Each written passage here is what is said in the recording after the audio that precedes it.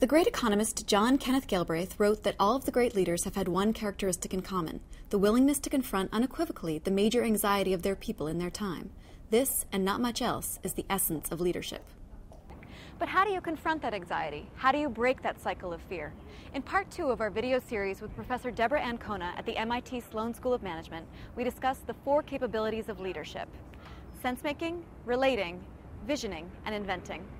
Thank you again for joining us, Professor Ancona. My pleasure.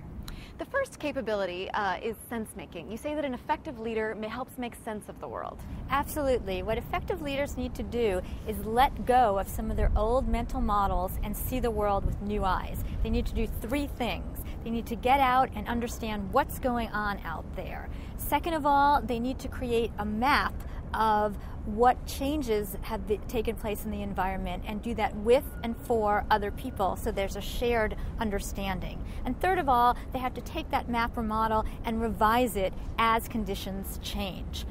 As Brian Arthur, a famous economist, once said, what differentiates great leaders from good leaders is their ability to understand the new rules of the game as it is being played. One example of this is John Reed. John Reed, when he was the CEO of Citi, faced another kind of real estate crisis. And at that time, the pundits were saying that the problem would cost Citi $2 billion. But it just didn't feel right to John. And so he brought together regulators and people from all around the world who were real estate experts, people in the government, and all together they talked very quickly and in broad terms about what was going on. And from that, they decided that it wasn't a $2 billion problem, it was a $5 billion problem. And that was more accurate, and hence Citi engaged in action that was better suited to a changing world.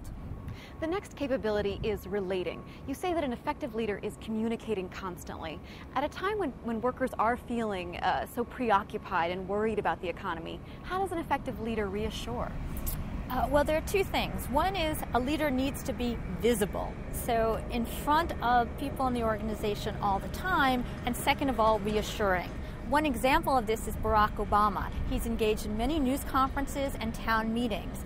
Also, his words are words of reassurance, so that he says, let's be clear, there are challenges out there, but be clear, America, those challenges will be met.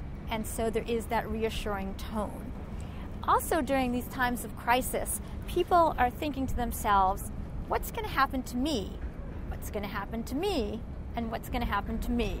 Occasionally they think about what's going to happen to us, but there's this great preoccupation with what's happening. And so the way that leaders can counter this is to say, okay, here is what I know, here's what I don't know, and here's what our plans are for the near future to deal with the current situation, so that people are aware of what the organization is planning.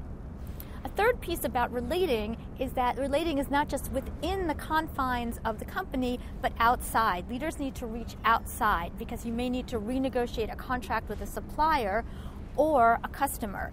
At Goldman Sachs Wealth Management, they actually have people practice and role-playing, calling customers when the market's going down, because that's harder to do than when the market's going up. The third capability is visioning, offering up a compelling vision of the future, but at a time when workers are so preoccupied and feeling more isolated and insulated. How does an effective leader do that?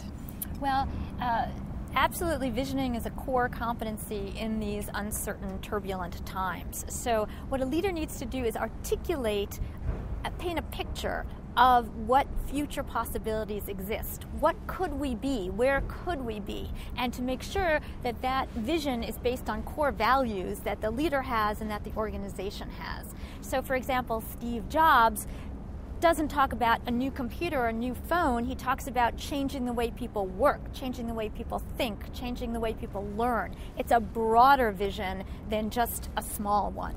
Second of all is reinforcing the urgency of now. Martin Luther King Jr. talked about now is the time to get people to see that there needs to be action at this moment for a larger vision. And third of all is talking about we, not me. Visions should not be I's, they're about shared vision. One example of this is VDS, the Vehicle Design Summit, a group here at MIT that's building a 200 mile per gallon car with people all around the world. Why? Because if Toyota and GM won't do it, we will. So there's this we component. The fourth capability is inventing. An effective leader, you say, invents the future. That sounds very dramatic. How is that possible? Well, it's possible because what leaders do is enable others to create new processes and new structures to move the organization forward in innovative new directions. One example is Southwest Airlines. Early in its infancy, Southwest Airlines had to sell one of its 4 planes in order to meet payroll. So they had to fly the same number of passengers with 3 planes as they used to with 4. Enter a small group of baggage handlers, flight attendants, and pilots who got together and invented a new way to turn the plane around. So the industry average before then was 45 minutes to an hour. With their new invented mode of acting, it became 10 minutes, which is still the industry record, although they're a little bit further along now. Another example is GE Capital, where a woman was marketing medical products in India and China. And when she came back to the United States, she found that there was demand for these lower priced products here in the US. So she convinced top management that not only should these products be marketed around the world, but also in the United States. And in fact, they started to do that. So that, again, it's borrowing practices and inventing new ways of working and new products to meet the challenges of this particular moment in time. So what this shows us is that people from all levels of the organization working together, what we call distributed leadership, are able to take the organization in new directions, even in these tumultuous times. Thank you very much, Professor Ancona. Thank you. In part 3 of our video series, we'll discuss how to achieve distributed leadership.